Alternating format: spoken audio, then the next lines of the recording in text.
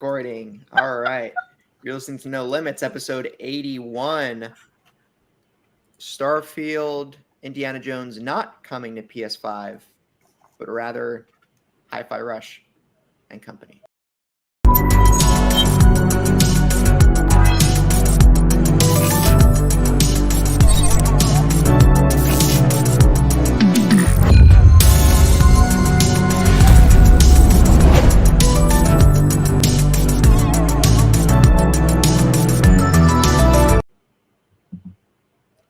Hello, everyone. You're listening to No Limits, episode 81.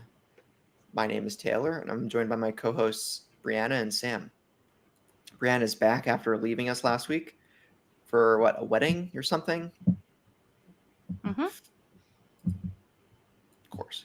Anyway, you can find the video version of this podcast over on youtube.com/SaveTheGameMedia every Tuesday. While you're over there, make sure to subscribe to the channel. If you'd rather listen to audio, we are on all your favorite podcast services, and we would love it if you could leave us a review. It helps us grow, and we would love any feedback. If you want to support us and get early access to all Save the Game and Media content, head over to patreon.com/SaveTheGameMedia and choose the tier that's right for you. Just like our current patrons did. Fabulous Brianna, Brianna's mom, Brianna's brother, Lindsay, Nikolai at Night, Cypher Primus, Brendan Myers, Marcus Neal, Lillian, Mimi J, David Hotwright, Dave Harp, the Xbox expansion, Pass Alpacatom, Lena Barrow, and the Good Sir. Please also check out our Discord. Links are all in the show notes. How are we doing, Bri? I'm doing pretty good. I'm pretty thrilled that it was Valentine's Day this week, my favorite holiday. My best friend from college got married on Sunday. I actually don't think it's embarrassing, but I do think it's funny. Her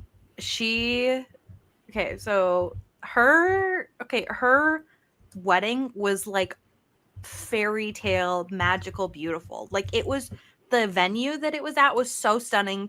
And with them standing, there was like this like little waterfall that was like running behind them, and there was like leaves and like trees and like it was magic. It was magic. So beautiful. So we're in this beautiful venue, and then it was like the ceremony's going, and of course this is a Kingdom Hearts themed wedding because her and I both love Kingdom Hearts. And so her fiance, now husband, was like, yeah, if you want to do a Kingdom Hearts wedding. Anyways, we both love it. So of course I'm obsessed with this wedding theme. For people who know, there's a song called Sanctuary from Kingdom Hearts that Hikaru Utada sings. And it's like, basically the song is her singing about how the other person is their sanctuary. Well, this is the song that starts playing as Giselle shows up. She's standing at the back, and like everybody's like, stand for the bride, and like turn, and we like all look, and I like immediately started sobbing because like the song came on and she looked so beautiful, and I was just like fully crying. And I was like, yeah, it was I was just so proud of her and so happy for her. And the wedding was just, it was so beautiful. And when they left, they like left to Simple and Clean. And we were singing it, and the DJ literally tried to hand me the mic. He's like, "You're singing it," and I was like, "No."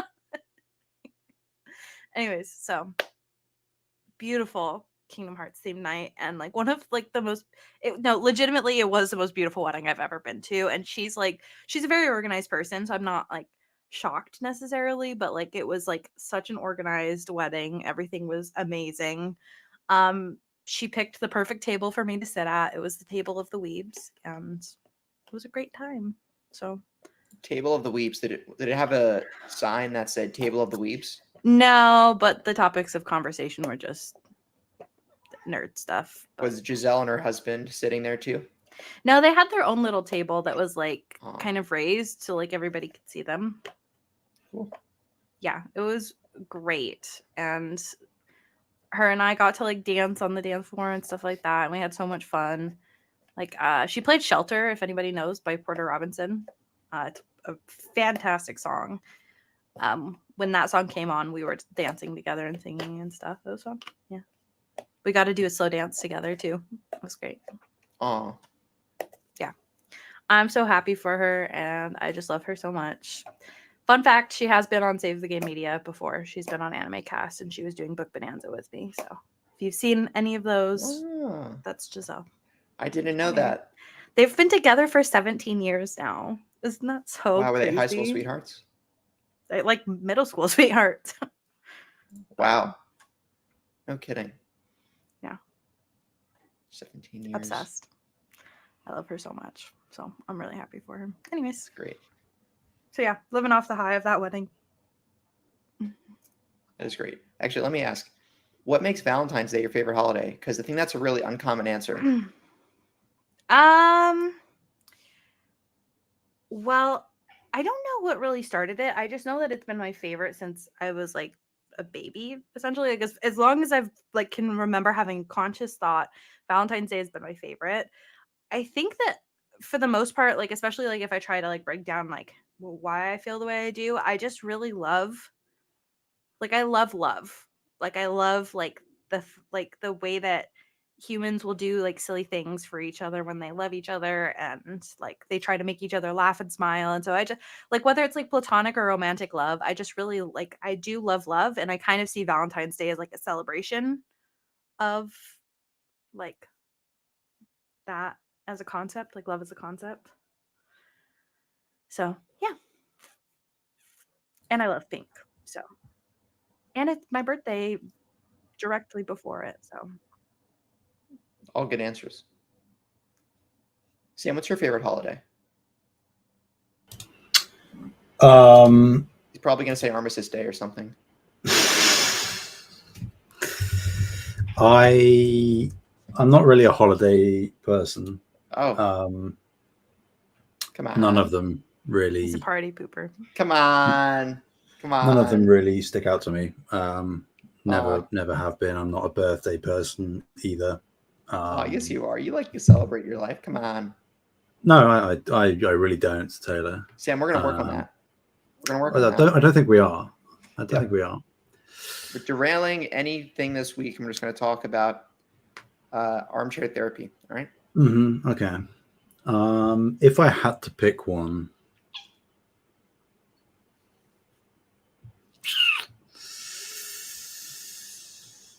damn,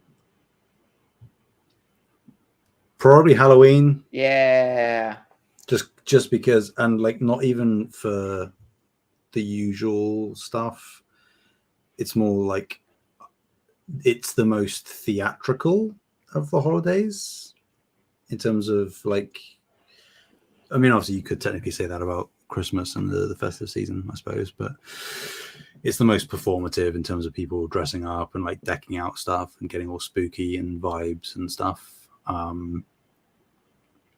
That's it. But again, I could do without it. I don't really care either way. So Sam says, cancel all holidays. I'll work straight through the year, no days off. Yeah. Cancel weekends while we're at it, you know? Yeah. I mean, I'm working on weekends already anyway. I've been for years. Exactly. So. Exactly. So we should just cancel everybody's weekends. Sam, how many days off do you have a week? All right. None? None. I don't have days off. I don't have time off. Get days off, Sam. We need you. Longevity. I think I've been keeping it pretty well together, all things considered. All things considered. The things you're considering are too much. Out of the trio here, I'm by far the most stable, and that's not an indictment. Wow. I'm just Are you? I'm just saying. I'm just Are saying. you the most stable? Have you seen me, Sam? I have seen you, Taylor. Yeah. I mean, at least some of us have jobs that aren't contractors. So now we're gonna bring down people who have contract jobs. Damn. Yeah, that's valid. You didn't ask, Taylor, specifically. You asked what my favorite holiday was, but I might as well scoot the conversation on along. I'm well. Clearly. Of course, as per usual, head perfectly above water. Busy as usual. Like, I know that's the boring answer I always give, but it still rings true. But no, I'm good. I managed to meet up with an old friend from university yesterday, which was nice for a couple of hours. Catch up on how he's doing. That's it. I'm just busy. Fair enough. Yeah. What about you? Let's see. Pretty good. Went to the zoo yesterday. That was fun. Went to the zoo with friends. We were there for like 4 hours. It was a while. So every exhibit, my favorite were hippos. Did you see spiders? I don't like them. Yeah, spiders were fun. The spiders scare me.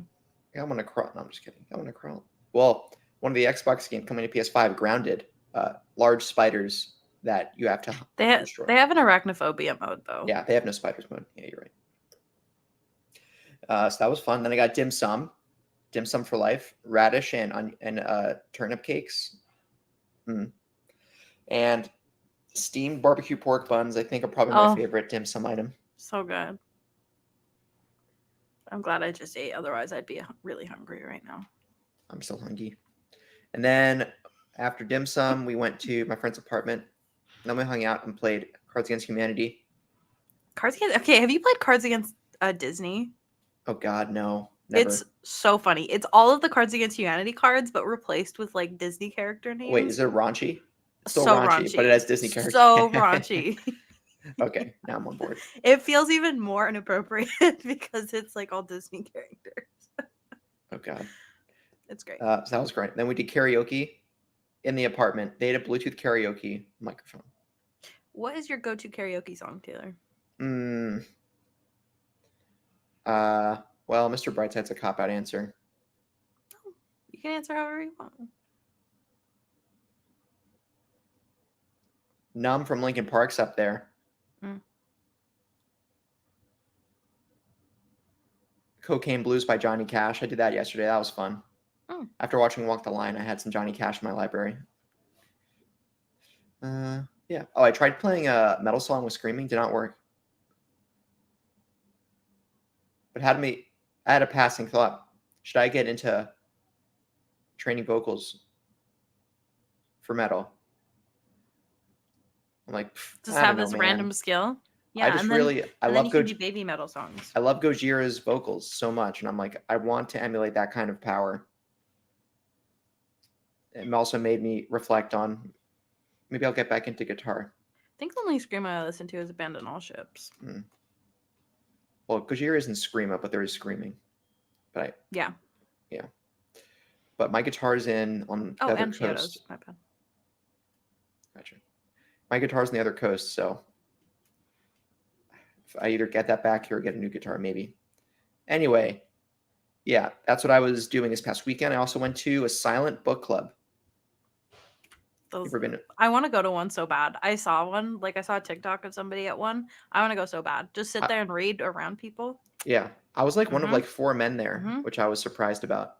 Oh yeah, that's definitely okay. Don't to say that men don't read, but a lot of the times men don't read fun books, and so they don't go to fun stuff. Oh, like that. To get myself into reading, I've been reading what I would call a fun book. It's a noir. It's like a 190-page noir. It's called The Hunter, part of the Parker series by an author with a pen name Richard Stark. There's 26 books in the series, and they span from the early 60s to the year he died. And I'm reading book 1. I'm reading a book right now called Voyage of the Damned that I had to order from the UK because it's not, there's no publisher in the US. I was really bugged. Well, I guess I didn't want to read it digitally. You can't because there's no publisher. So, they can't even sell an ebook. Is there no one who ripped page scans on a PDF somewhere? Well, I'm not going to steal it. I would rather pay for the book. Yeah, I understand. Anyway, so I had to order it. It just came. I was just joking when I said that, guys. So, is it good? Is it living up to your expectations because you had to import it? Oh, it's so good so far. Well, I mean, I don't think I had any expectations just because I imported it. but it's really good. Somebody sold it as Fruits Basket with murder, and so far it is Fruits Basket with murder. Fruits Basket is an anime. Oh, speaking of anime, I've also been watching Yu Yu Hakusho. How is that? How far are you? Like 3 episodes in. Oh, okay. It's on Hulu, so it has like ads, and I'm like, man, this is why you stop pay it. extra for the no ads. Stop it. We have, guys, streaming. I had a fear this was going to be the case like 5 years ago, and I think I was right. Streaming services, it's just cable again. Yeah. Everybody saw it coming. That's why you pay more to have no Shame. ads. That's why I pay the $10 instead of $5 for Peacock, because the extra $5 worth it, so I don't have to stare at those ads when I watch The Office for the 10,000th time. I don't know. Yeah. The Office, good show. Good show. Yu Yu Hakusho. I played a tiny bit of Microsoft Flight Sim again. I didn't play much games this week. Plan to do more Flight Sim and restart Control. So that's what I'm doing on that front. Have not booted the PlayStation 5 up in like 2 weeks. I'm kind of convinced that this... But right now, I'm at a point in my gaming life where just PC is my default, man. However, I did order, and what did come in, which I need to do it one of these days, 64 gigabyte flash drive to jailbreak my PS3. I do want to play through the Resistance trilogy and the infamous duology on PS3. Mm-hmm. My PS3 is gone. And the God of War games. Originals, yeah. PS3's gone. Yeah, fair enough. Yeah, it was one of the things that was in the storage unit. Well, it's okay. In 5... Oh, I remember that story. That sucks. Well, in 5 years, hopefully your PS4 Pro will be hackable. And someone will get PS3 games working on it. Or our PCS3, which is the PC PS3 emulator, will even be more far along. It's already making great progress. I won't emulate. Yeah. You keep telling me, and I keep not doing it. I'm the only one here who emulates? Huh? I think so. Owning the physical copies of the games, of course. Yeah. I don't. So I just cry that it's not available. And then I come here and I say, I really want to play this game, but I can't. And then Taylor says, you should emulate. I say, I'm still not gonna. To be clear, there's on all the PS3 games I just mentioned, there is no way to play them that supports the devs.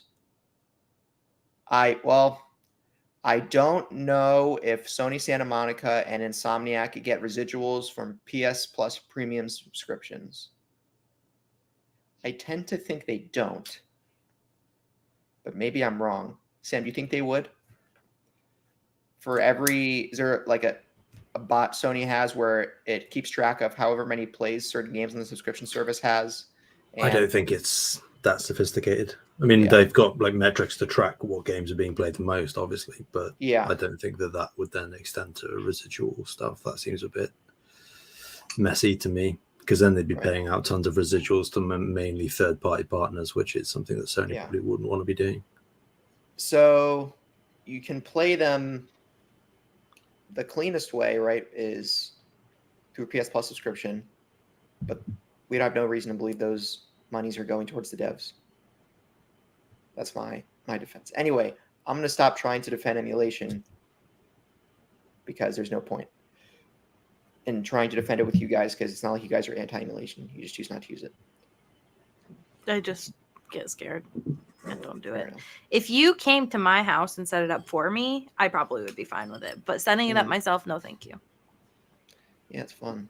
Just have like a library of like 20 Nintendo games that... Yeah, I want the Wii. I want the Wii games. And you rip them from your discs, and then you have them all on your console in one place to play. The trip of a button. It's a lot more convenient than trying to clunk around on your shelf.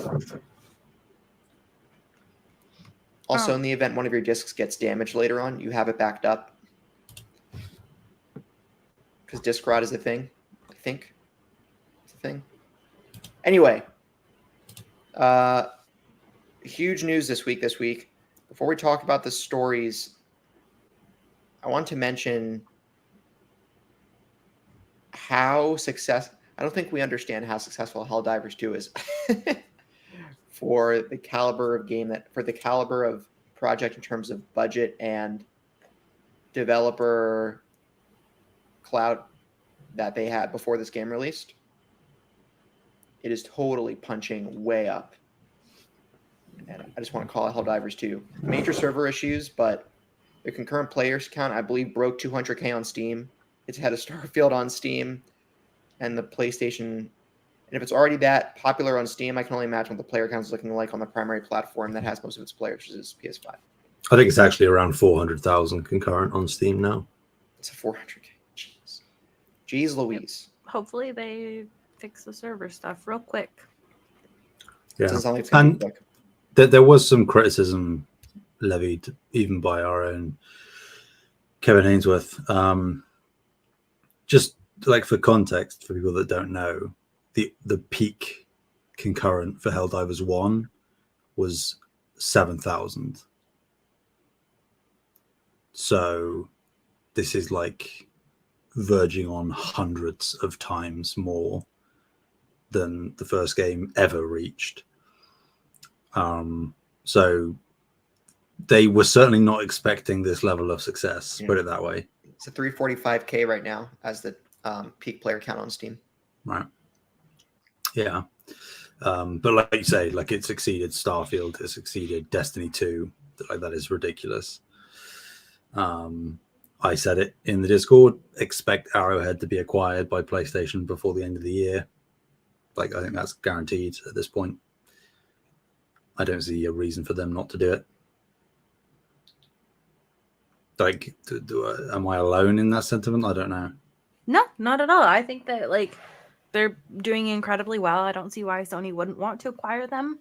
I don't see why they wouldn't want to be acquired by Sony, or at least that's my assumption. So seems like a good relationship. Yeah. Because it's not a break from how they've usually done acquisitions historically, because they've done a partnership with them in the past, worked well. This one obviously working. They like courting people exceptionally well. And it's got potential live service legs. It can be gotten relatively cheap comparative to other studios. Some long legs. And I think that we talked about it for a long time, but the idea of like what publisher is Sony going to buy? I think that how everything's going with ABK over at Xbox, they're probably not going to buy a publisher now. And I think that just staying the course and making smart acquisitions where it makes sense is what's given Sony the success they've had thus far. And logic would only dictate that will continue. Yeah, I think that Sony hasn't done like Sony is incredibly successful with what they're doing, so I don't think that they need to stray from where they're going. Yeah. I am concerned with how many live service games are coming, but I think we've already discussed that. So hopefully they keep on the same path that they're going. They just have like maybe some extra stuff going on this side. Because before we do jump into the stories, just because so one, Sam, what have you been playing? And then two, I want to talk about what I've been playing because oh God, I forgot. I'm so selfish. I'm sorry. I'm going to be very quick. I can't speak about anything that I'm playing. Okay. Oh, that's me done. Okay. Well, I'm playing Death Stranding. Whoa. No, I'm supposed to play Death Stranding. No, it's my game. Let me play it. You're playing on PC or PS5? PlayStation. Ooh. Are you playing Director's Cut on PS Plus? Yeah. Ooh. Anyway, explain. Still don't really get what's going on with the story. I don't know if I ever will truly understand what's going on with the story. I think that this game is a culmination of a bunch of mechanics that don't work, and somehow in that grouping of all of these mechanics that wouldn't work individually, they like work together. And the game doesn't really make sense to me. Like I don't think I have at any point figured out like why I'm enjoying it so much, you know? I think I'd have to sit and think about it for a while, but I'm really enjoying the game. It's really, really, really pretty. I don't love, like, beyond being confused about the story, the dialogue can be a bit cheesy sometimes. I'm a little bit over that.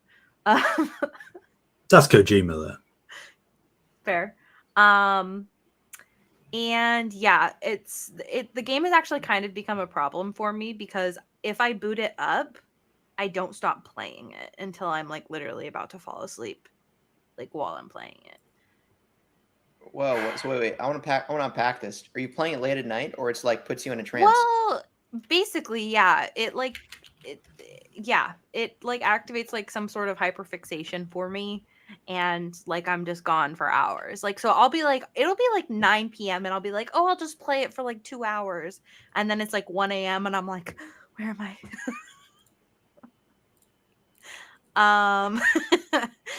So yeah, so I think it's just like the gameplay loop because it'll basically hit the time that I'm like, oh, I'm gonna go to bed, and then it's like, oh well, I just want to finish this one delivery. Oh well, I'm just gonna grab this one last thing, or like it's just like this infinite like feedback loop of like, oh, I'm just gonna do this one more thing, and it just doesn't stop, and it's incredible. I will say I'm really addicted to building roads now. I don't even think I'm really that far in the story because all I do is build roads. Yep. So there's one road I just built that I don't know where it goes to, but it looks like it's going somewhere. My guess is that I have to go over the mountains at some point and that there's going to be more cities over there because the road goes up to the mountain, but not quite to the top, but it's like kind of like above everything. So you can't even go off the end of the off the end of the road to like figure out what's down there. But Now I'm feeling peer pressured. I want to play Death Stranding. No, stay on control. Alan Wake 2. yeah, That I'm not playing because of flight stay sim. the course. Stay the course I'm not following. Yeah. Yeah. You can circle back to Death Stranding like maybe at the end of the year before Death Stranding 2 comes out. Wait, they didn't give they just said 2025 for Death Stranding 2 right now, concrete release Yeah. date. So it's really going to be 2026. Okay. Yeah, probably. I think first half of 2025 is probably safe bet. Yeah, especially considering what we heard from the Sony boss, which we're going to talk about. Ooh, Yeah. also just because it's fantastic soundtrack. Incredible. Mm-hmm. It just seems so much like a Nolan film that I want to play. Yeah. Yep. Speaking of It's Nolan, a little spooky, just to warn you. Not Yeah, I really know, scary, I know. just a little spooky. Okay. Speaking of Nolan, I've seen 8 of the 10 Best Picture nominees for this year's Oscars. I still have not seen Zone of Interest. I've not seen The Holdovers. Never even heard of either of those. The only one that really matters is Barbie. Nope. Not the only one. I'm not saying Barbie doesn't matter, but it's not the only one. It does. That it's matters. the only one. Okay. Paul Giamatti is very Paul Giamatti in The Holdovers, from what I've heard. Don't know Paul who that is. Giamatti? Okay. When is he not? Do you remember a Frankie Muniz film from the early 2000s where there was a guy and he got blue all over him in a pool? No idea what you're talking about. And Sam, do you remember this film? Yeah. It's the most like early 2000s film ever. What's it called? I couldn't Frankie- tell you what the name is. Frankie Muniz, Paul. Yeah, The Big Fat Liar. You guys seen? Oh, Agent Cody Banks. You could have just said Cody Banks, and I would. Have you ever seen the movie Big Fat Liar? Mm-hmm. Remember Brie? That No. movie? The blue guy was Paul Giamatti. Yeah, Taylor, I don't know if like making a super niche film reference about a film that Brie That's not niche. guaranteed hasn't seen That's not niche. is really helping your case in proving who an actor that Brie doesn't know. Okay, all right. John to Adams. be fair, every single time I figured out who somebody is, it's a film that's fairly niche. This is what happens every week that we record. Already caught up yet, so just saying. Taylor was on the right track, in my opinion. Just wrong movie. I'll figure it out. Don't worry. He was in Gotcha. West Wing. Gotcha. Also, Ebon Moss-Bachrach might just very good actor. I did not think he was a good actor until I saw The Bear. and he just blows the doors off. Now he's in Fantastic Four. Is he the Torch? Which? No, he's the Thing. Wait, what? So we're just gonna be voicing him? Hmm. It's funny. Oh, And wait, maybe like flashbacks as well. Gotcha. Pedro Brie. It's going to be Mr. Pedro Fantastic. Oh, he's so hot. Richard Reed, right? That's his name. Sorry, Something is his name Richard Reed in the Reed comics? Richards. Reed Richards. Close enough. So close to watching Daredevil. I have not seen any of these films that he's been in besides stuff that he's voice acted. He voice Going acted? back to Paul Giamatti. Yeah, he's in The Little Prince. He's in Robots. He's in BoJack, Rick and Morty. He's Drek and Ratchet and Clank. We are half hour into this recording. Wow. This All right, is very Sam. important stuff. Sam. All right, Sam. Then how about? All right.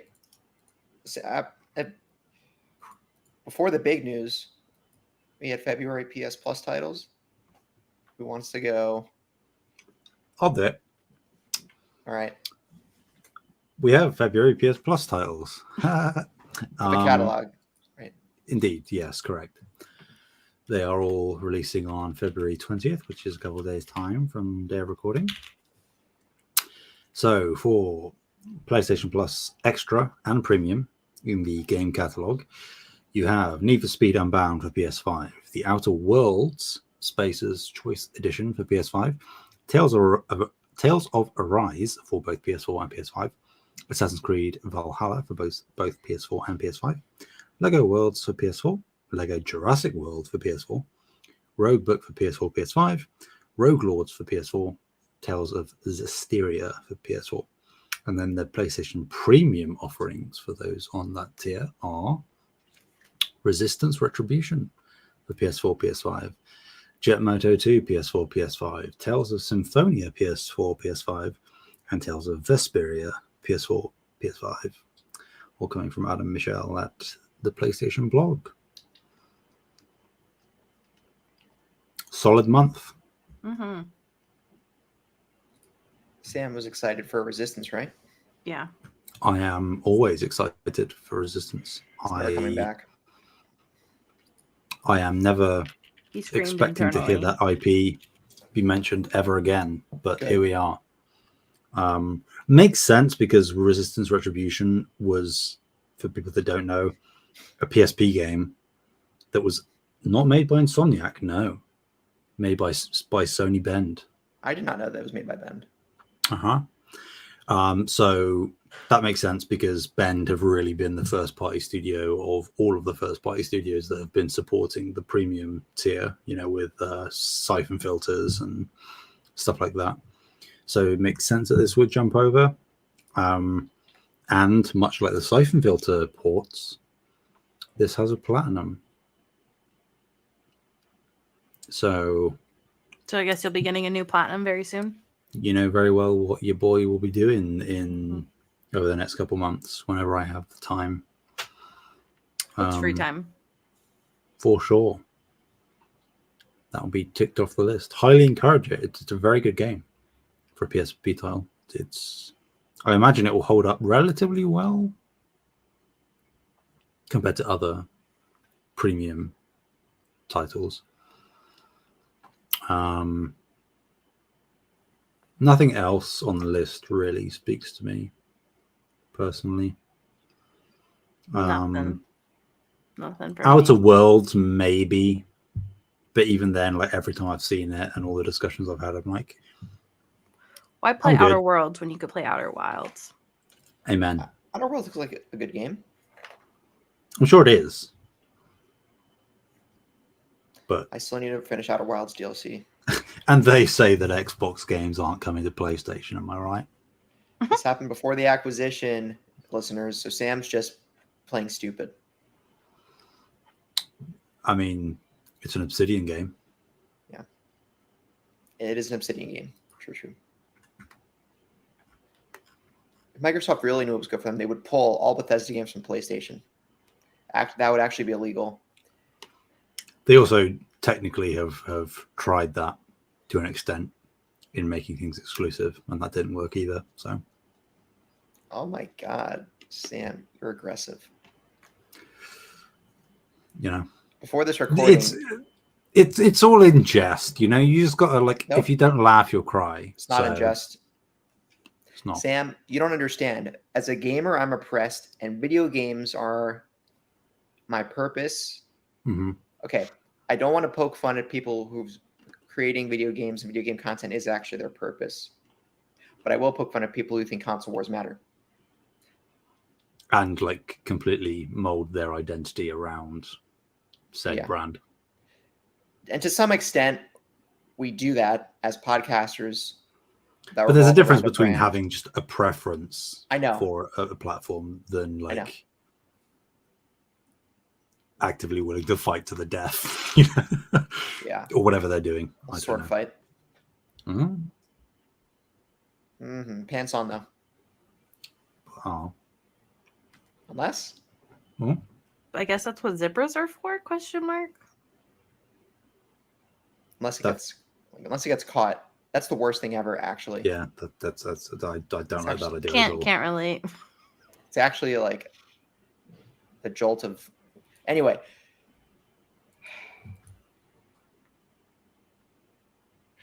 Pretty good PS Plus lineup.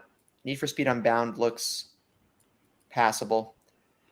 And I think Valhalla was on the service and then it came back. And then it left and came back. Yes, that's correct. Because I did jump into it when the revamp actually happened first. When Christ, is that 2 years ago now? Nearly. Yeah. And Kevin's into his Tale series, but those aren't real. Yeah. Kevin, are they like weeboo, waifu-y type games? Excuse me. I'm interested. Excuse me. Or are they just like JRPGs? I don't know. I have no idea. They're JRPGs. Okay. Well, those two things are not mutually exclusive, but that is very correct. They're not really waifu simulators for those Tales games. Like, yeah. Fair enough. Anyway, next one. Yeah. Do you want to do it brief? This one's large. Yeah, I know how to read. Probably. Okay. I did read a whole fan fiction yesterday. That was 400 pages. So. How do you do it? How do you just do it in one sitting? It was two sittings, but one day. Still, that must have been like 10 hours. It was 400 minutes. Which is like less than 6 hours. No, more than 6 hours. That's less than 7 hours. Math. It's between 6 and 7 hours. 6.5 hours-ish. That's impressive. I can't read that much in 24 hours. You could. Yeah. Anyway. Okay. 4 Xbox exclusives are confirmed coming to PS5, and they are not Starfield or Indiana Jones. According to The Verge sources corroborated by VGC, these games will be Pentiment, Hi-Fi Rush, Sea of Thieves, and Grounded. The news was announced as part of a new podcast designed to give an update on plans for the Xbox business going forward, in which gaming boss Phil Spencer claimed the decision had been made to ensure, quote, the long-term health of Xbox, end quote. In the podcast, Spencer said that Starfield and Indiana Jones, titled previously reported to be in consideration for PS5, would not be going multi-platform. In a separate interview with The Verge, the exec said he wouldn't rule out the possibility of these titles to arrive on PS5 in the future.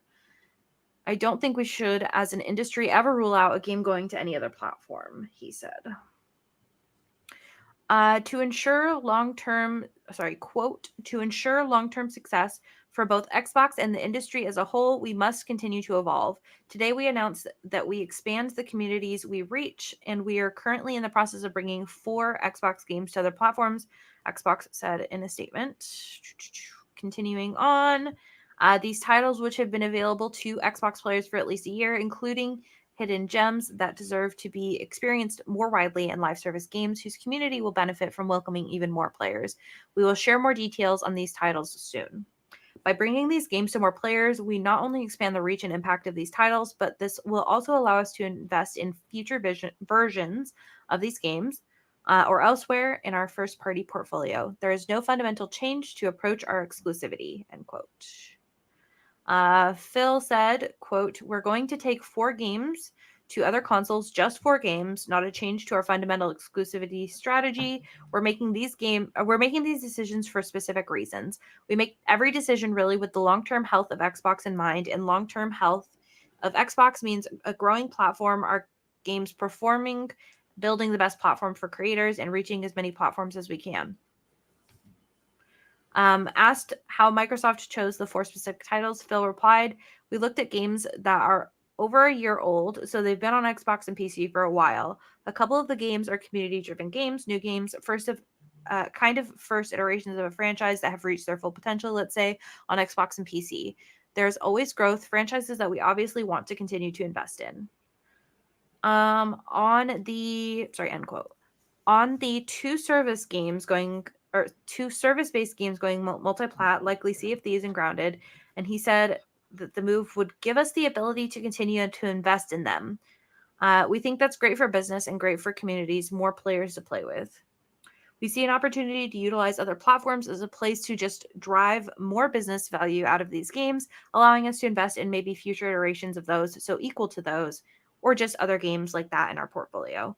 We think that there's a good brand value for Xbox there. So 4 games, no promise beyond that. So if you're on those other platforms and you see these 4 games coming, please don't take it as some signal that everything's coming. It's not, and we're going to learn.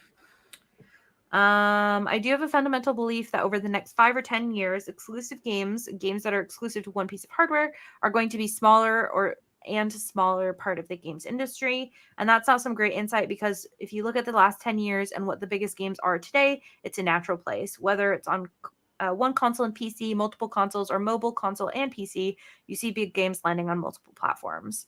Sarah Bond teased its next generation console plans and claimed it had some, quote, exciting stuff coming in hardware that we're going to share this holiday, end quote. We're also invested in the next generation roadmap, she said, and that's what's really focused on. Oh my god! And what we're really focused on is, I can't read anymore. Is there is delivering the largest technical leap you will have ever seen on a hardware generation, which makes it better for players and better for creators and the visions of what they're building. This is all from Andy Robinson at BGC. You guys talk. I just talked a lot. Sorry. So I went on X Talk a couple of weeks ago now, Right. or whatever it was, to predict what might happen or what this means, and all the rumors we're hearing then. The previous No Limits, me and you did, Taylor, we talked about this, discussing what this event was going to be. I'm not going to ramble. All I'll say is that I think people who are relieved and are posing this as not a breach in the dam, as Phil says, like, this is the most corporate speak I've probably seen from Xbox in a long time. And if you think they're being candid, they're not. Kevin thought they were. You listen to X Talk. It's this. Every single word that came out of all of their mouths has been vetted so many times by so many different people, and this does, regardless of how big the games are or aren't that are coming over right now, it's a remarkable shift in Xbox's strategy. And like there's been speculation saying that they're putting out these games, that Xbox leadership have chosen these games because they're smaller and therefore will likely have less of a remarkable impact in terms of sales on these other platforms. And therefore they can then report back to Microsoft leadership saying, look, it didn't really work out. We might as well stay the course and keep things exclusive. But the difference is that even if these games are the ones coming, they're still going to see a bump in profit regardless. So the bean counters at Microsoft are then going to look at whatever profit Hi-Fi Rush or Pentiment or Sea of Thieves makes, whether it's through the full price purchases or whether it's through the microtransactions in Sea of Thieves, which I think there are. They're going to be like, well, imagine the profits we'll make if we put Starfield on PlayStation 5 or Indiana Jones. Does that mean they'll be day and date? No.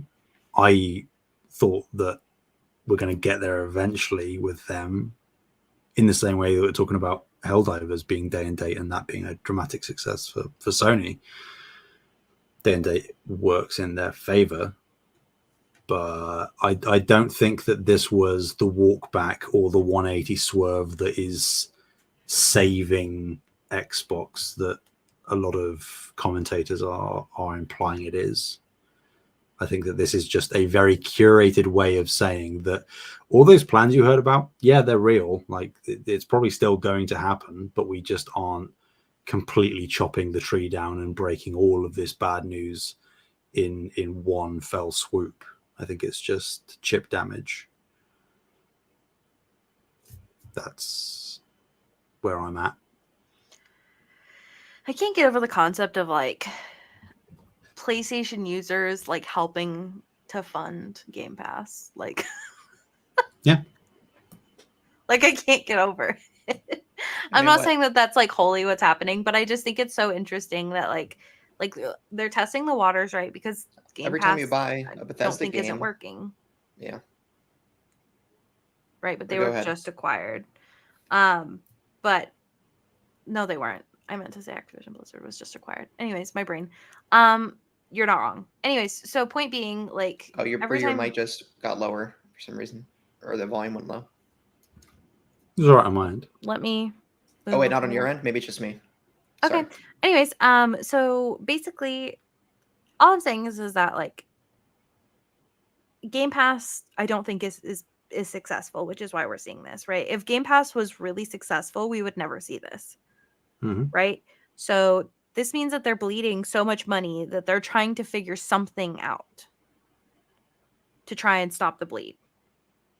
So they're testing the waters with a couple of games that maybe won't break people's hearts, but are still popular enough that they know PlayStation users will buy it.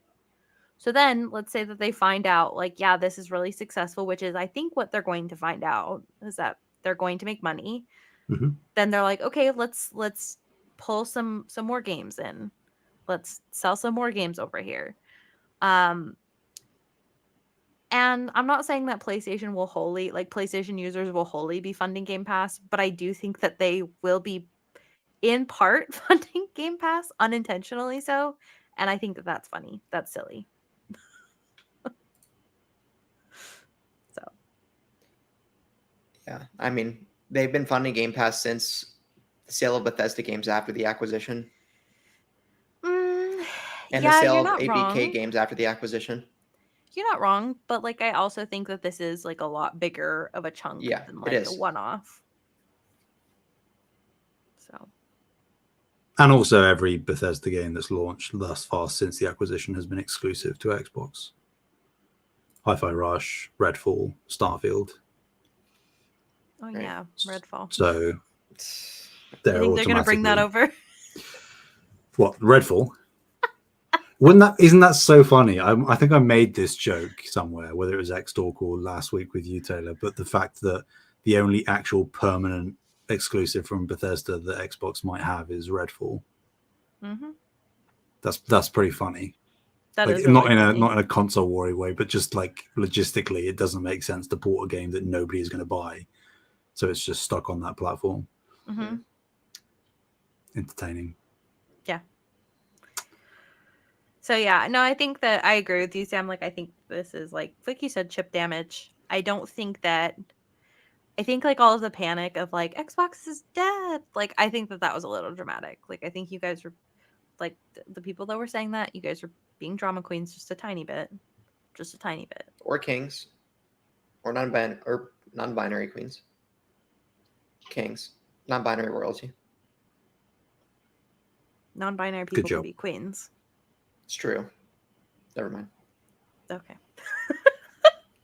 Anyways, so yeah, I think that this will be interesting to watch. I think that we knew this was coming, or at least something like this, because there's no way that Game Pass is sustainable. I spent a little bit of time like kind of talking to my dad about it, and he has a master's in business. And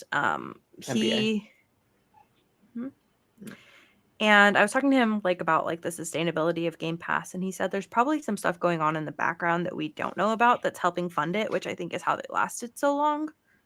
But I still think that it's not sustainable. It's being funded by the the $1 trillion corp. Have they hit $1 trillion net worth yet, Microsoft? I don't know. Anyway, the hundreds of $1 billion net worth corporation backing. That's how. You get a subsidy from one of the largest corporations in the world. Mm. That's how it stays afloat if it's not making money. If it's not making profit, I should say. My initial reaction to the podcast was I listened to X Talk right from the day this news came out, and I was in agreement with Kevin and Sam. And then I listened to the Play Some Video Games podcast. Shout out to Donnie and the crew, if anyone listens to that. And they echoed the sentiments that you both said. Or I guess Donnie from PSVG said, "Do you guys really believe him? Phil made this acquisition 5 years ago. Or has been 5 years, like 3 years ago for Bethesda." He said, saying 4 exclusive games and other stuff like that. And Donnie and PSVG just thought it was this is in support of the leaks we were seeing before. This is the first step in breaking down the wall of exclusivity. Mm-hmm. And things change. Like plans can change. That's fine. Right. But I think plans can change. So that's why I think Xbox starts out with these 4 games. But dude, when they see the line chart going up from all these releasing on PlayStation, well, I should say I think Hi-Fi Rush especially is going to be a monster hit, especially in the Japanese market. I imagine it'll also come to Switch, given how low spec demanding it looks like it is.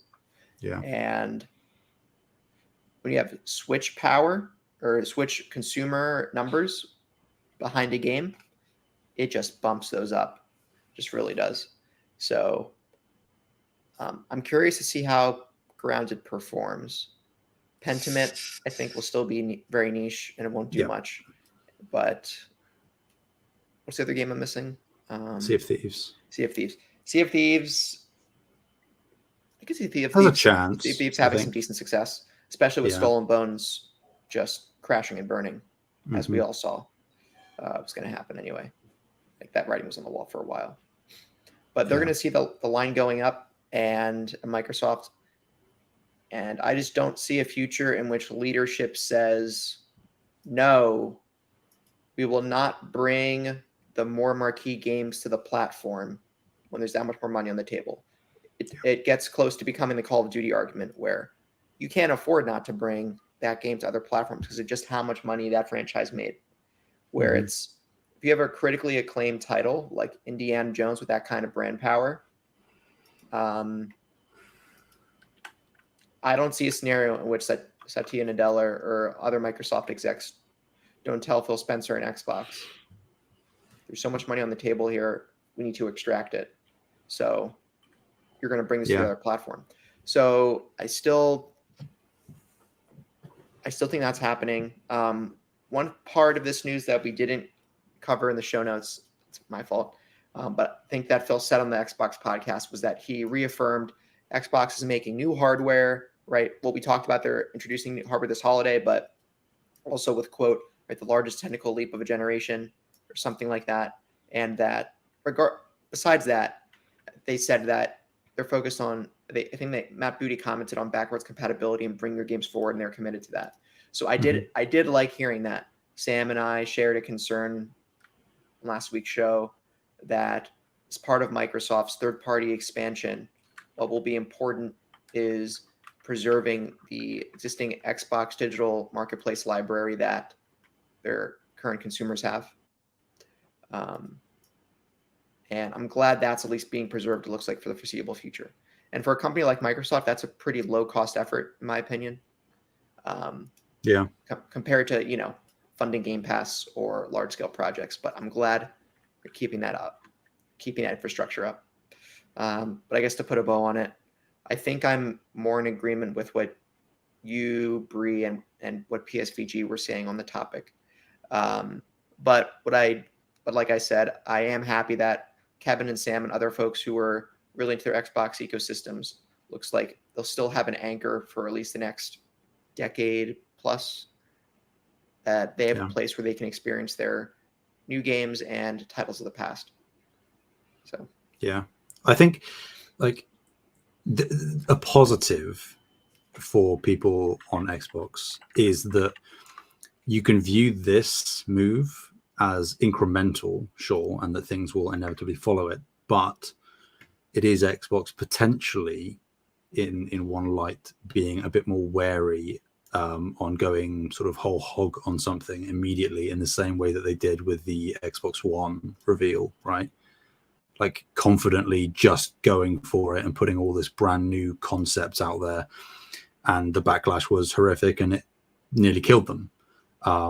That the brand nearly went away. And I think that this is a smarter way to do it, of obviously another massive shift for Microsoft and Xbox in general, but just a little bit here, just again dipping your toe in. Likely they'll get further into the pool, but at least they're doing it in stages where they aren't fully submerged by the time they realize it might have been a mistake for the brand. So they can always pull back a little bit. The last thing I'll say, though, is whether you are on the PlayStation side or the Xbox side, I think all of this, you still need to be very careful what you're wishing for, because people were cheering on the acquisition for ABK and even Bethesda back in the day, saying, oh, all these games are going to come to Game Pass. You know, we're going to have all these franchises exclusive. And, you know, you got that, but they consolidated third parties that are inevitably making them more third party. And then even, you know, based on this podcast update that they gave, the news came that Diablo 4 is going to be the first Activision Blizzard game going into Game Pass. They didn't say anything on Call of Duty, so it's still technically up in the air. But if they were making blanket seeming statements of all first-party titles, bringing more Activision Blizzard titles into Game Pass, the less you are paying for as an Xbox consumer, the more stuff is going to have to go elsewhere. So just like, I think that is a very important perspective to keep in mind, that yes, you're getting more and more stuff in your subscription service, but that has to be subsidized somehow, because Game Pass isn't going up in price as far as we know, but less and less money is coming in for Microsoft and Xbox, and that isn't going to continue forever. So we'll see. Unprecedented times, exciting times. As a final point, like, I think it's worthy of us asking, going around the horn, are any of us, assuming that these are the 4 games, are any of us buying / jumping into any of these 4? I was thinking about checking out Hi-Fi Rush, but I'm not really sold on it. Pentiment, I think I'd have to see a little bit more about. The other 2, no. Mm-hmm. Tyler? I have Game Pass on PC, so Fair. These games are already accessible to me. I might check out Hi-Fi Rush in the future. Hi-Fi Rush and Sunset are 2. Hi-Fi Rush, Sunset Overdrive, Jet Set Radio, I don't know, are games I'll call the stylistic skater genre. I'm gonna make that a thing right now. Sure. That I think I do want to check out one day. So Pentiment, Grounded. If Grounded, one thing I'd mention that I hope Xbox does is they make Grounded and Sea of Thieves crossplay. You would imagine so, right? Yeah. I think it would be fun maybe diving into Grounded with one of you guys or something like that. Sea of Thieves, I played Sea of Thieves a little bit. It's all right. My pirate game of choice is Black Flag 10 times over. Assassin's Creed 4 Black Flag. So I think that's a no for me. But yeah, I guess Hi-Fi Rush and highest likelihood, and then Grounded if some other community members have fun. But if there's a multiplayer community game that I'd be into in the near future, it'd probably be more Helldivers too. Just because, well, once the servers are fixed.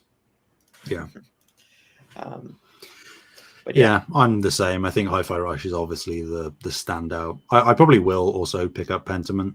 Not that I Looks know really cool. that much about it, but again, yeah, like the vibes, you sort of took the words out of my mouth. The look of it is really unique, and yeah, from all I do know, it's kind of like a murder mystery type thing. So if there's like some level of deduction and talking to people and figuring out what's going on, you both know that is 100% my shtick. So yeah. So according to the Steam description on Steam here, by the way, Pentiment's only $20 for the record on PC, which I imagine will be that PlayStation. Around that, yeah.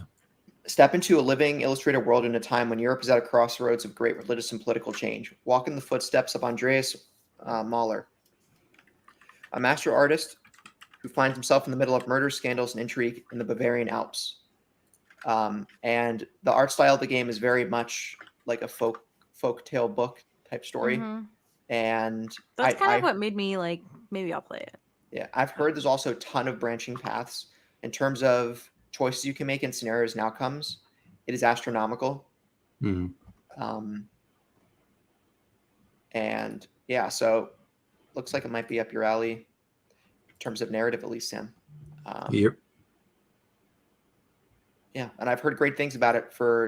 I know it is a small player base, but the folks who played it, I've only heard great things. Very positive on Steam as well. So, yeah, it really looks like an indie to me more than anything. That was funded by Xbox. That is great success. But yeah, cool. All right, moving on.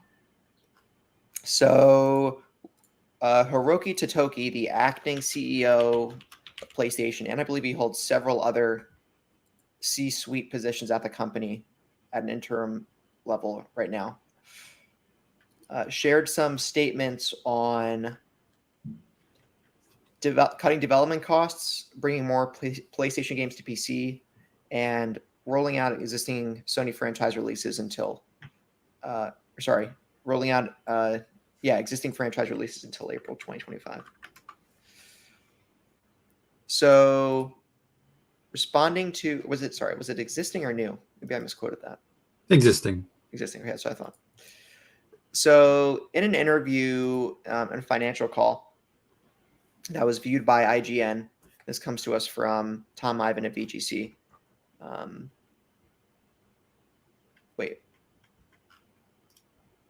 It comes from Wesley Yinpool at IGN. Excuse me. In that IGN viewing, IGN wrote on things they gathered from that call.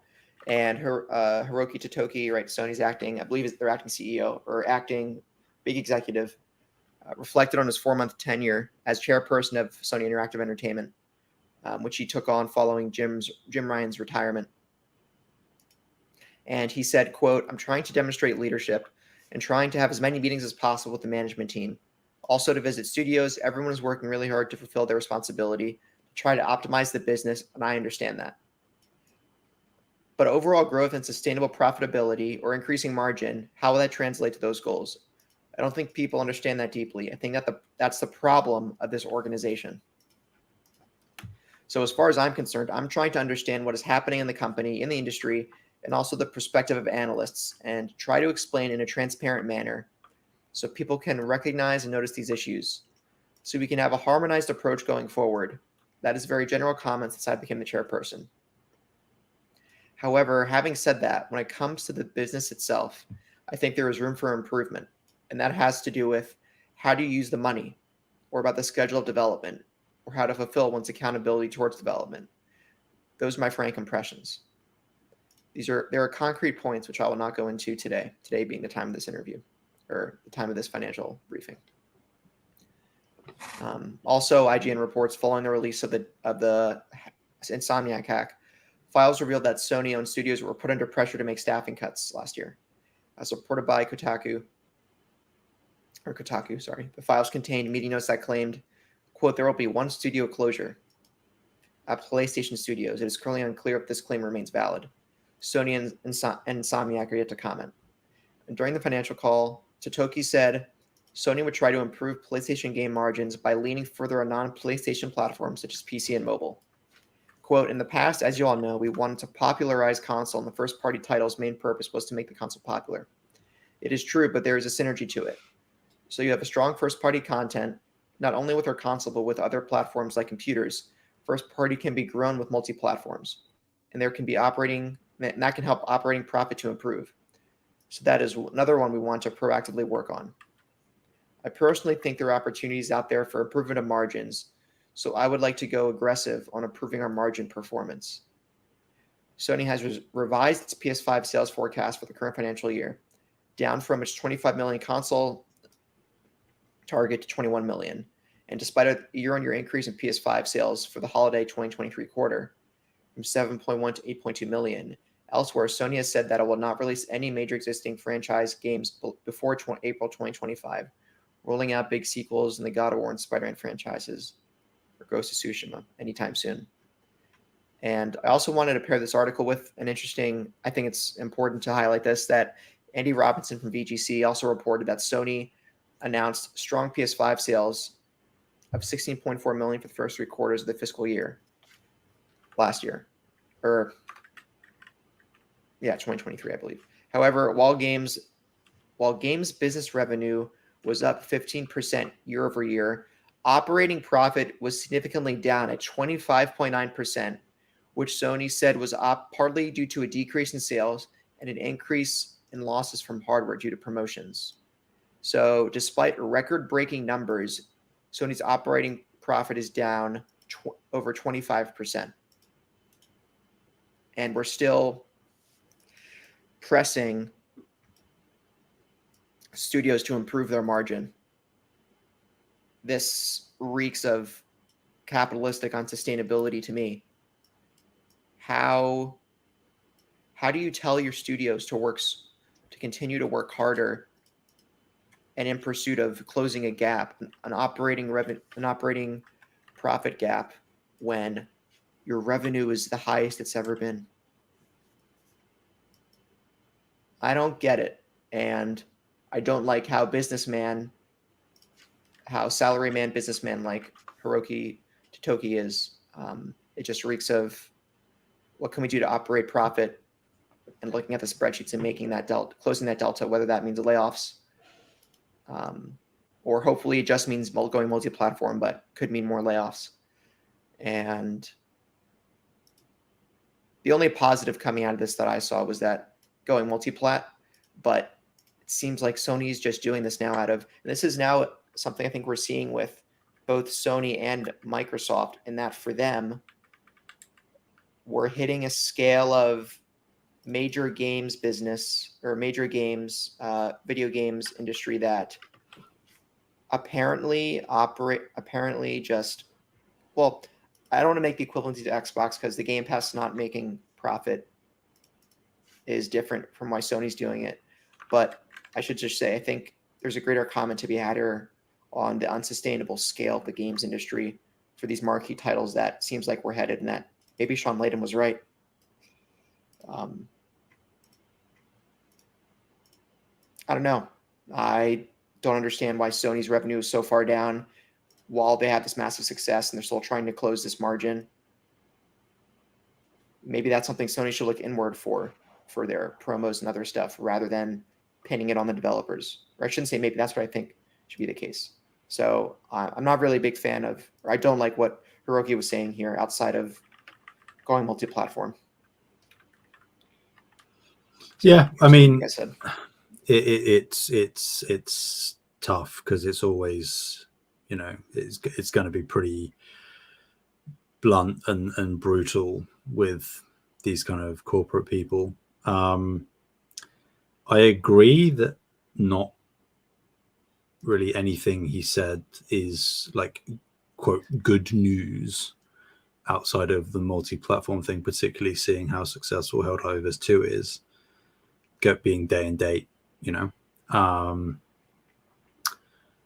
one thing I will say, though, is that as of right now, and I will be very happy to eat my words and have to rescind the sentiment if something changes over the coming months. But Sony's been pretty stable in terms of like not having mass layoffs and studio closures and stuff. Whereas, you know, we were just talking about it, Microsoft became like the highest net profit company in the world, and they laid off nearly 2,000 people, you know. So it's like, I agree that the sentiment of what Hiroki is saying is not great, and there are potential implications that you can derive from it, but there hasn't been tangible action taken. Do I think action will be taken? Yes.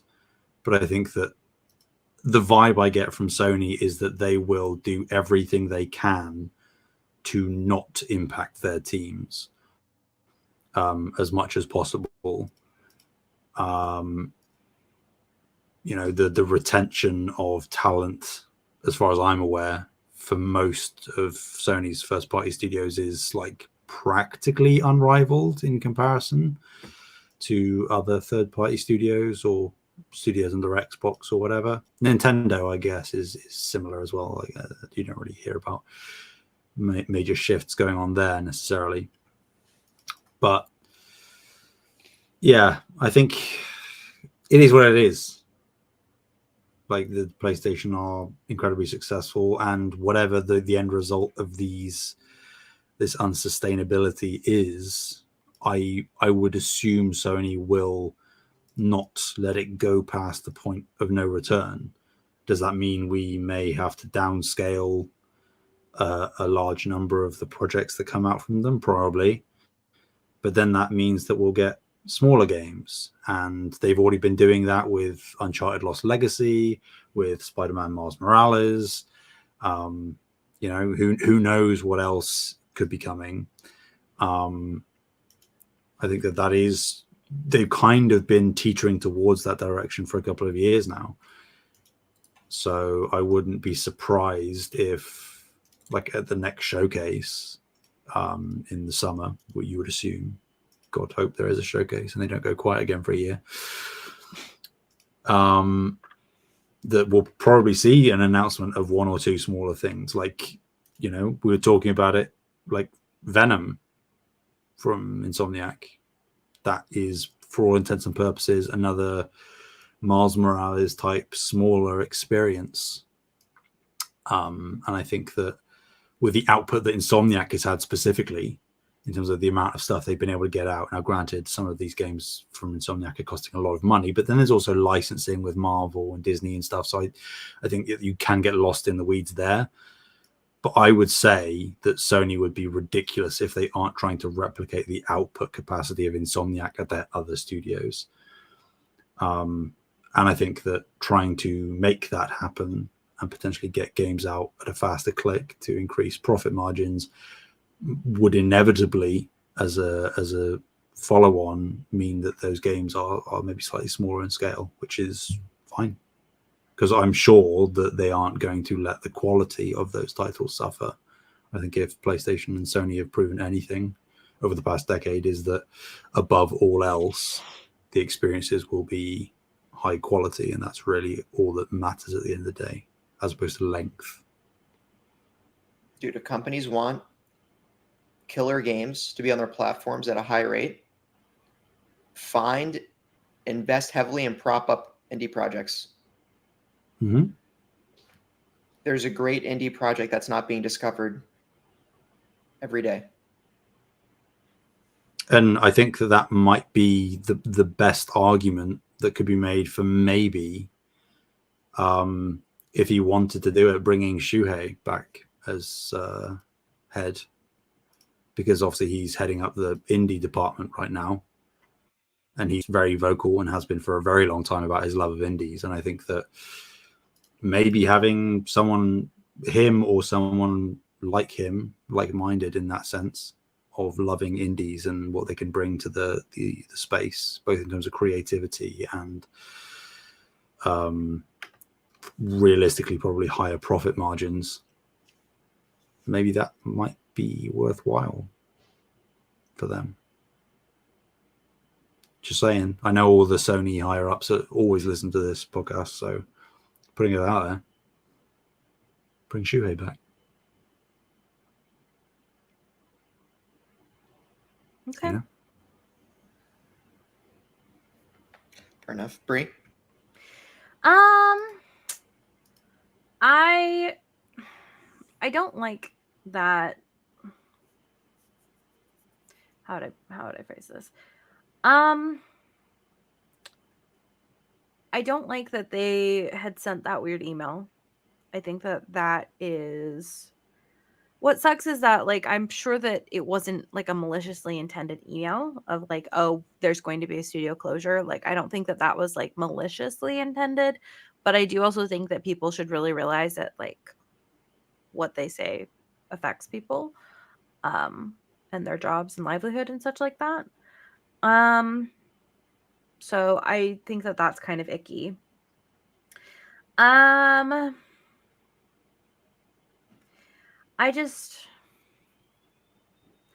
think PlayStation is doing fine.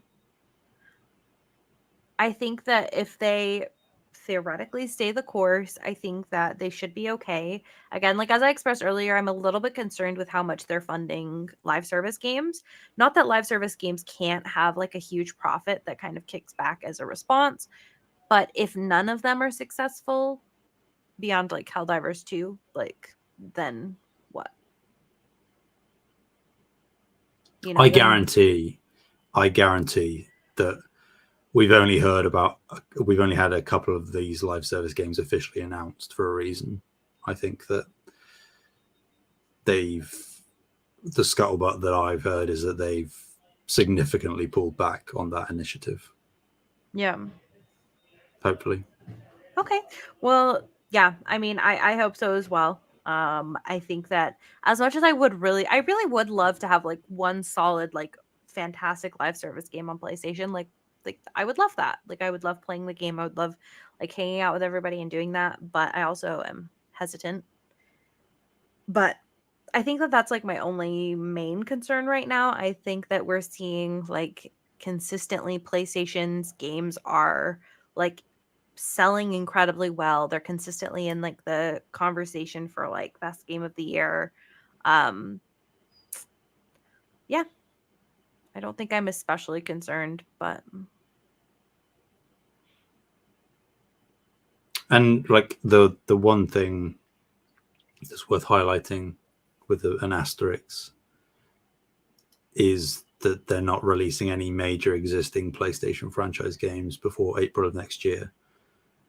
I've seen so many people freaking out about this. And like, I think it's one of the biggest overreactions possible.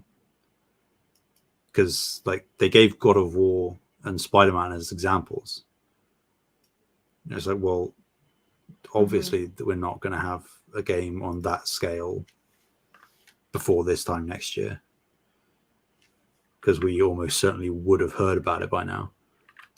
But again, very specifically worded, major existing PlayStation franchises, both existing and major. So it can still be existing franchises that could get a game, aka Astrobot. And it could be new IP or something new, like Concord is still scheduled for this year, as far as we know. That's a new IP, first party. And even then, like I've said it before, but like PlayStation has been firing on all cylinders for like 7 years now. Yeah, consistently. So if there is For a while. 1 year that's a downturn, it's very first world problems. And it's like because PlayStation players have, for the most part, comparatively out of the big three, been the most spoiled in terms of high quality AAA games at a consistent cadence. And that's why this year, as much as it is a bit of a downturn, is feeling so horrific to some people, even though realistically it's like these things happen. Me and you, Taylor, we spoke about it. Like, look at the PS4 life cycle. There was a dip in the middle in terms of first party output, and then they had a massive upswing. And you look at all of the studios right now that have been cooking for 3-4 years We don't know about anything, and there's going to be a similar situation where there's major third party propping up currently to keep PlayStation afloat, keep the atmospheric sales going, and then all of these studios are going to have to fire off, and it's probably going to be a case again where they're firing off pretty close to one another. So there's nothing to worry about, in my opinion. Go to your backlog. Worst case scenario. But there's still going to be plenty of new games you can play on your PlayStation. Go play Death Stranding. Or, you know, like go play Astro's Playroom. You know? Microsoft Flight Sim No, 2020. don't do that. Join me. Join me. Definitely don't do that. Join me. Yay. We're going to learn how to fly Cessna 152. Boo. Why? It's fun.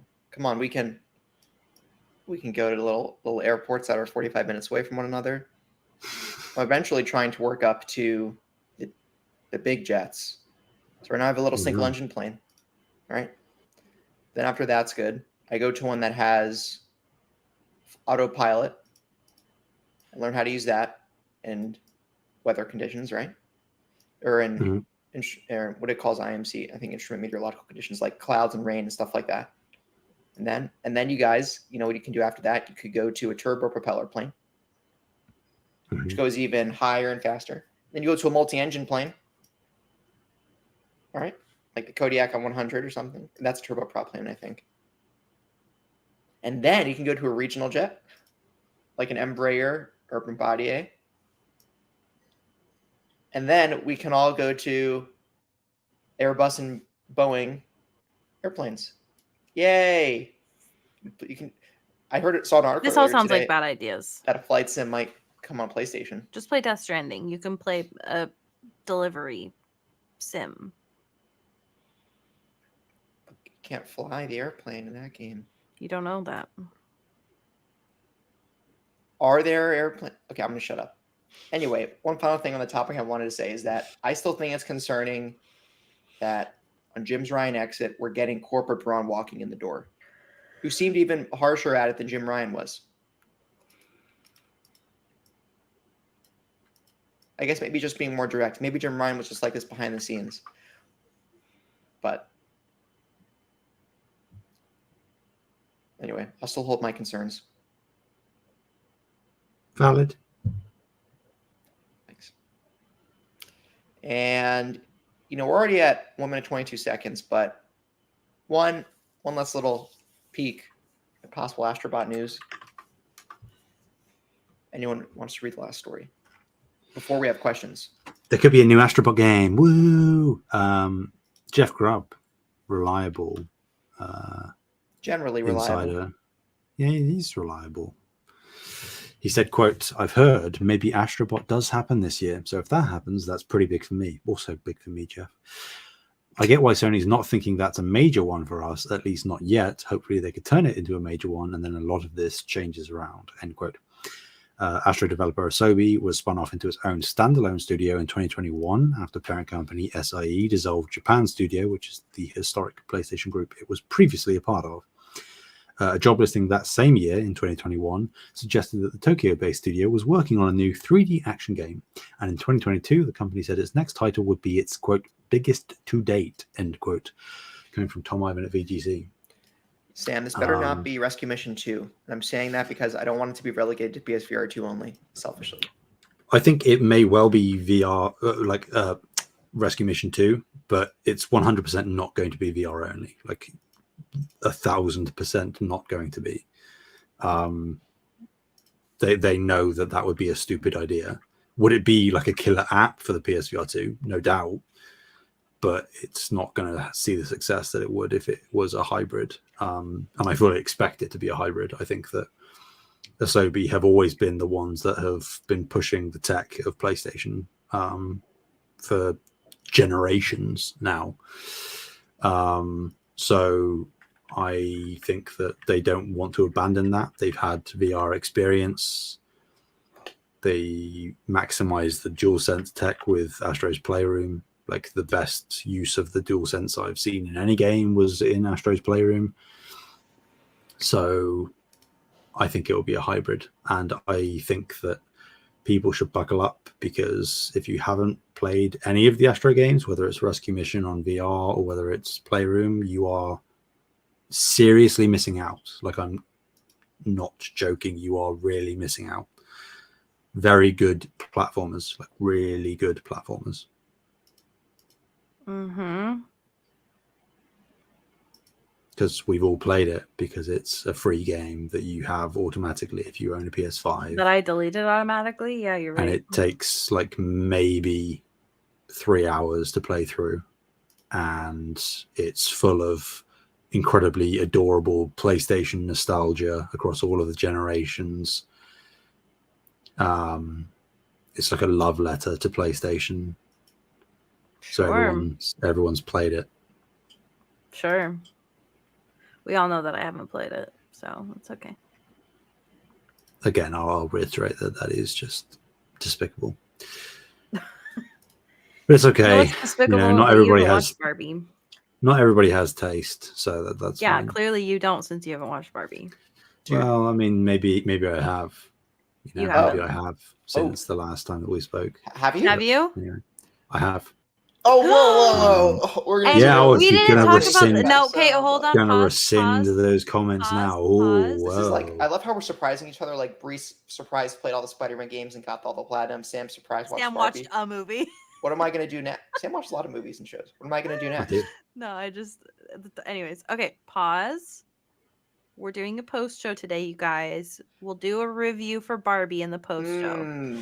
So if you want to hear about us talking about Barbie, and I go hard on Barbie, come to the post show. Sublime.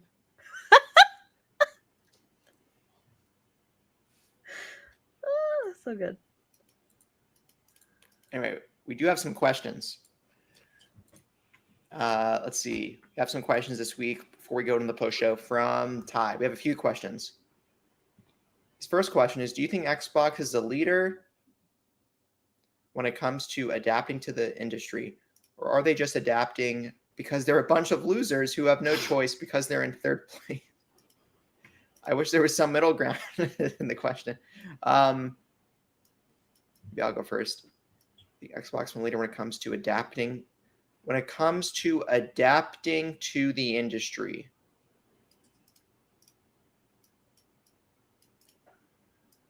no. I think they're a leader for backwards compatibility, which is one adaptation. So in a grand scale, I think no. But I think, and they are in third place, I think they have some microcosms of success when it comes to backwards compatibility and multi-platform accessibility.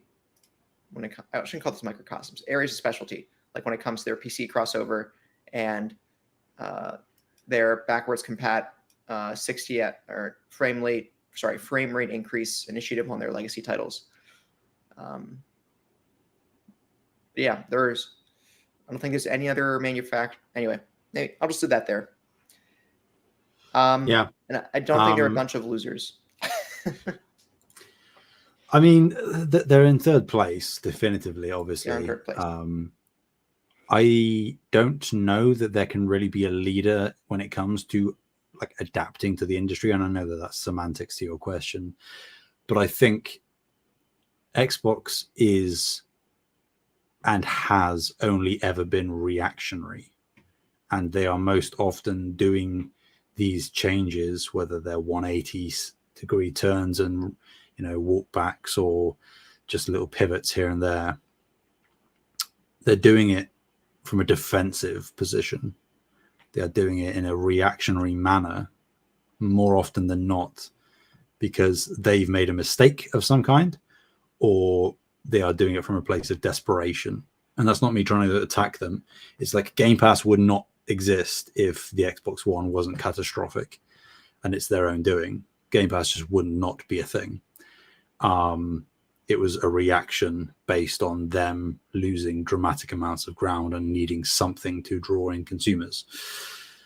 So I think that, yes, you see Xbox adapt a lot, but it's not because they're like necessarily wanting to or actively choosing to. It's that they are making these decisions, which again a lot of people call pro-consumer and whatnot, because they don't have any other choice.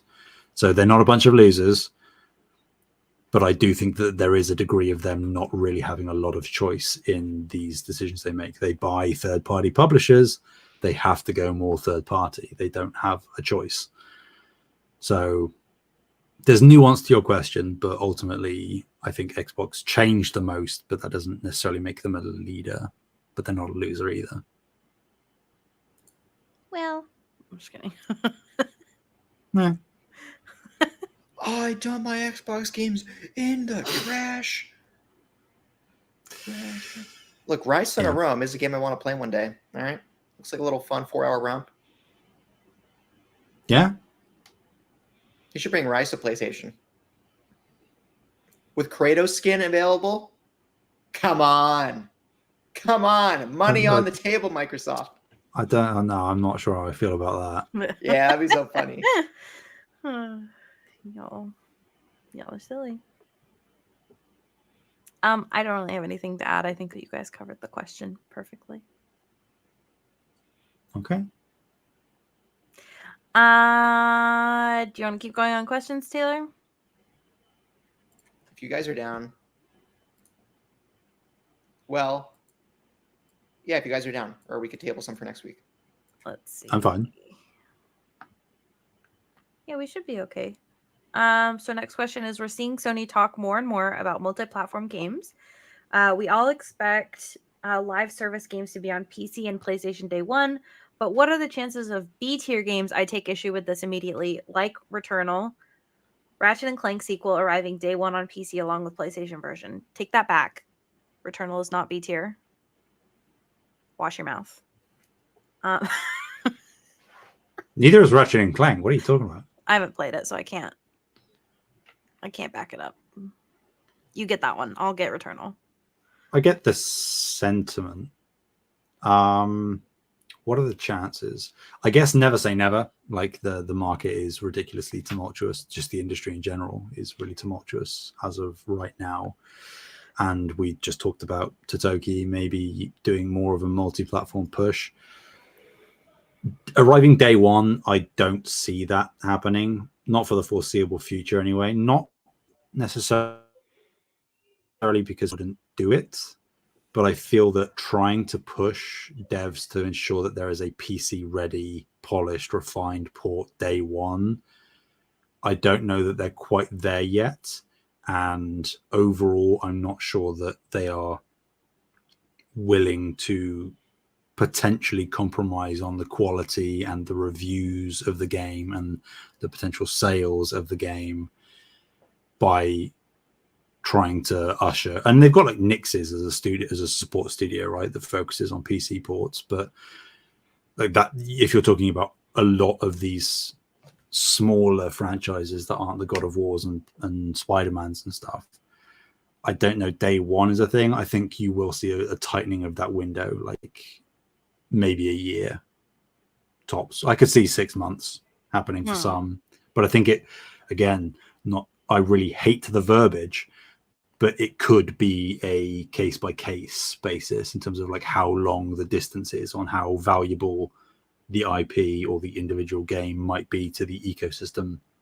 For hardware sales, you might see the length of that gap being longer to incentivize purchasing the hardware. Yeah. But yeah, I just don't see any reason why they would need like even quote unquote B tier games to be like day one on PC.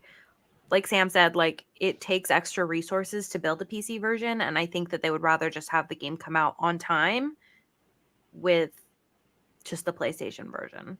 I understand that it's not like incredibly difficult to port for the most part, as long as your game isn't like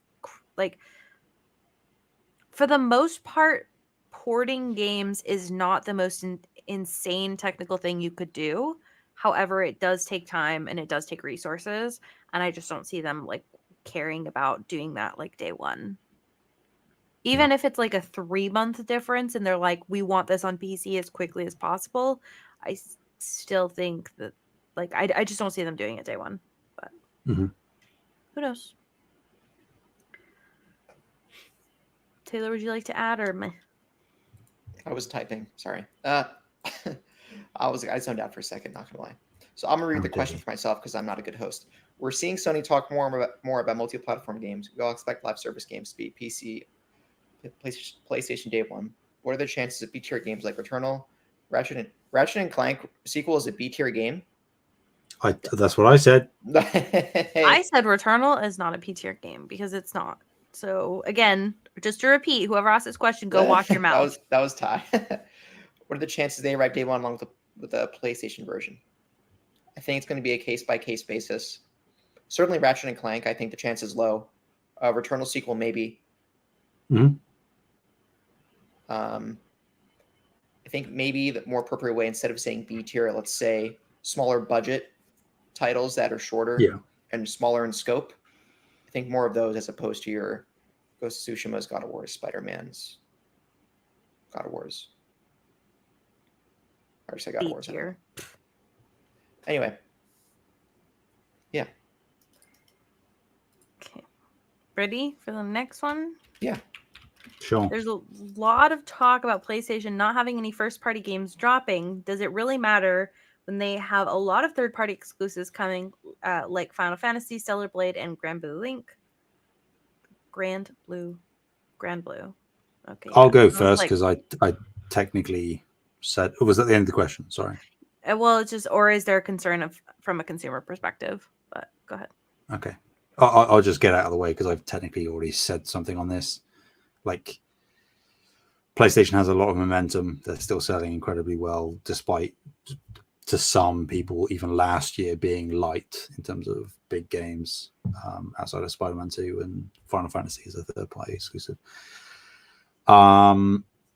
Yeah, like I think that they are making tons of deals. You look at all of the third-party stuff, even just at the beginning of this year. I can't imagine that the latter half of this year is going to be completely barren, either from a first-party or third-party exclusive perspective. Obviously, we just don't necessarily know about that stuff yet. But yeah, like, dive into your backlog. There'll still be PlayStation Plus games coming out. You'll still have all the third-party support, whether it's exclusive or not. You've got your ongoing live service games, and you'll hear about plenty of the new PlayStation Studios stuff by the end of the summer. So I really don't think there's anything to worry about. I think from like a consumer perspective, there's really there's nothing to be concerned about. If you are like an investor, then I think I would be like, why are we not releasing a game this year that's like going to make us tons of money? But I'm not an investor, so I don't really care. And I think PlayStation's fine.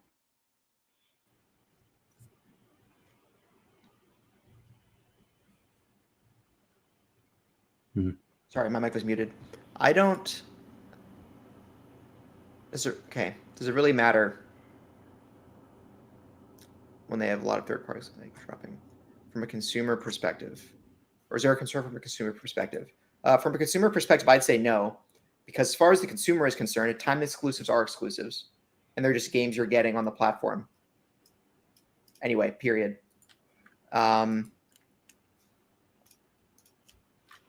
Okay, so we'll say, when we say does it really matter, I'm going to give it from a corporate perspective and a consumer perspective. From a corporate perspective, I'm going to say it doesn't, when their operating revenue just keeps going up. And they're clearly outpacing. They're not going to catch up with Nintendo, but they're clearly outpacing their competition with Xbox. So from a corporate perspective, I'd say no. From a consumer perspective, I'm still say no, because timed exclusives fill in those would-be gaps, right? Final Fantasy, Rise of the Ronin,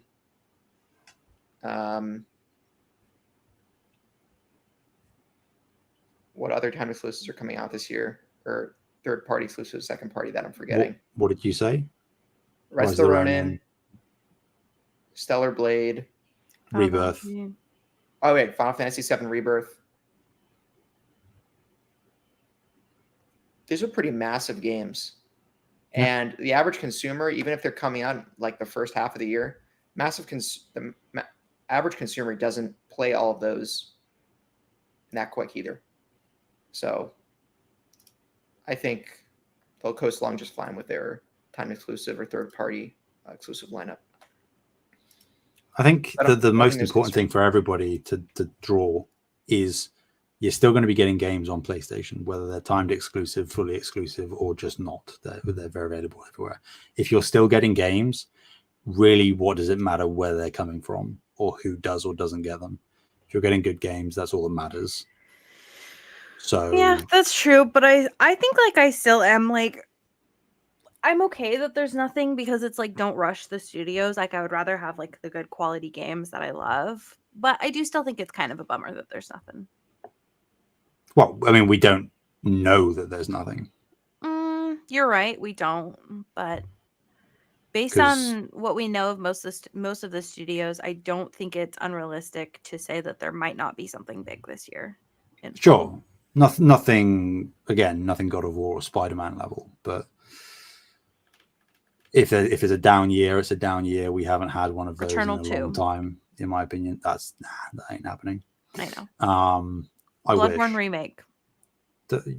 Just stop saying things that are hurting me. And also, if for the deficit that we might have in PlayStation first party games, we're getting Xbox first party games over here. So,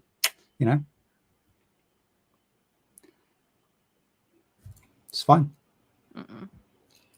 Right. And last question from Kevin. We already answered that one. Yep. All right. Good show, y'all. Big show. Big show. Triple A show. It'll be even bigger when we get to Barbie review. I'm just kidding. Oh, yeah. So moving on to the introduction. Thank you all so much for listening. Remember, you can find us on YouTube at Save the Game Media. Discord, Patreon links are all in the description, including our updated Extra Life link for 2024. Where can people find you, Brie? You can find me at Fabulous Brianna, FABULISTBREANNA. Or hiding in your walls sometimes. So true. Sam was just disgusted by his monitor. Anywhere and everywhere at Sam Heaney, HEANEY. All right. Thank you all so much. This has been episode 81 of No Limits. Bye-bye. Peace.